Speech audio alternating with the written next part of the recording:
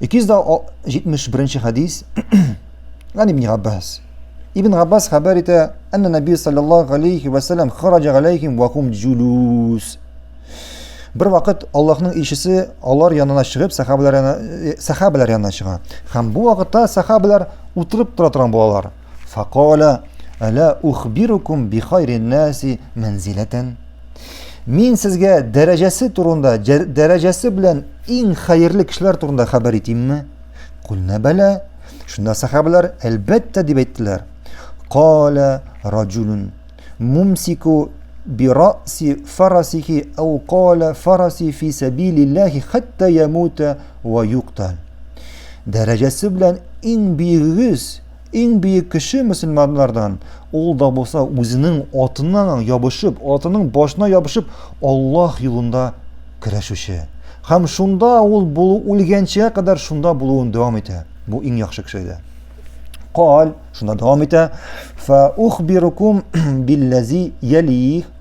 Ham shushi birinchi atab o'tgan kishi o'xshagan kishini aytaymi darajasi bilan deb aytdi. Faqulna na'am. Shunda sahobalar ey deb aytdilar. Ya Rasululloh, ey Allohning elchisi. Qala imru'un mu'tazilun fi shirbin yuqimu as-salata wa yu'ti az-zakata wa yagtazilu an-nas. Bu birinchi atab o'tgan kishiga darajasi bilan yaqini ul shuldirki, kim kishilardan ayrilib tog' orasida o'rnashgan. Ya'ni tog' orasida borgan. Ham ul namozini o'qishunda, zakatini to'lay, ham kishilardan ayrilgan. G'olimlarimiz aytdi, kishilardan ayriluv bo'yicha bunda bir necha masala bor. Agar sen kishilarga foyda keltirasan ekan, o'zining dining bilan, o'zining axloqing bilan, kishilar senga qarab o'rnak ollar, kishilar senga qarab islomni yoratalar. Ya'ni kiminda sen o'zining diningda bo'lib, senga kishilar nashar yig'inti yasamaylar ekan, senga kishilar orasida bo'lun xayrliroq. Kishilardan ayrilgancha kishilar orasida bo'lun xayrliroq. Lekin sen dinsiz kishilar orasida bo'lib, o'zining dinining kimuvin, Allohga g'ibatingni to'lisincha bo'ldira olmavini ko'rasan ekan, shushi orada bo'lib, shushi kishilar orasida bo'lib, senga ayrilib ketib, kishilardan ayrilib ketib, ya biror ovulga, ya biror boshqa yerga xayrliroq. Xayrliroq ne uchun? Diningni saqlab qolish uchun. Ham sen shushi niyat bilan действительно ayrilib ketasan ekan, ham shu vaqtda namozlarni o'qiysan ekan, Allohga ibodat qilasan ekan, Alloh ham aytgan ibodatlarni. Shu vaqtda sen eng yaxshi kishilardan bo'lashaqsan. Ham payg'ambarimiz sallallohu alayhi vasallam bu hadisda davom etib aytdi: "Fa ukhbirukum bi sharrin nasi manzilatan."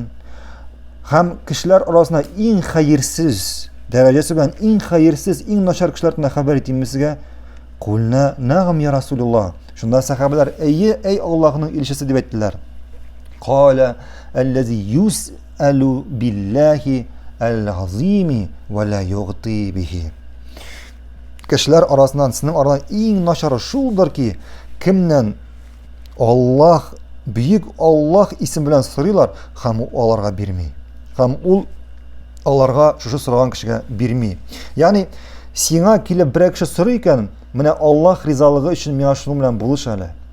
Mana Alloh rizoligi uchun, buyuk Alloh rizoligi uchun men shunun qadar aqsha berib turali. Ya'ni shuni ishlali.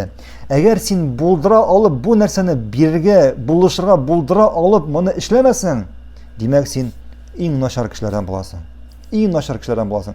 Lekin sendan Alloh rizoligi bilan kelib so'ragandan so'ng, sening mumkinlik bo'lmasa buni birga, senga bu hadis